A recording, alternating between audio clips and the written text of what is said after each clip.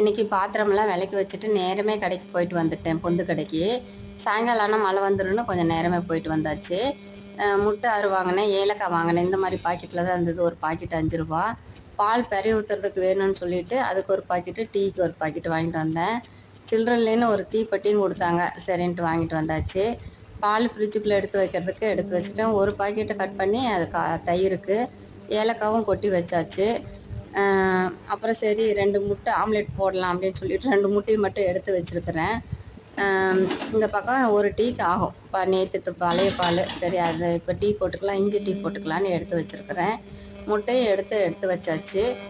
அப்புறம் 2 முட்டை ஆம்லெட்டுக்கு எடுத்து ஊற்றியாச்சு. அதுக்கு மசாலா பொடி உப்பு மட்டும் போட்டு இன்றைக்கி ஆம்லெட் போடலாம் அப்படின்னு சொல்லிட்டு வச்சுருக்கிறேன். வெங்காயம்லாம் போடலை, வெறும் மசாலா தூள் தான். சரி இஞ்சியும் ஏலக்காயும் போட்டு டீ போட்டுக்கலான்னு சொல்லிவிட்டு அதையும் இடித்து வச்சுட்டு ஆம்லெட்டும் போட்டாச்சு. இந்த பக்கம் டீயே ரெடி ஆயிடுச்சு. இன்றைக்கி டீ கூட ஆம்லெட்டு.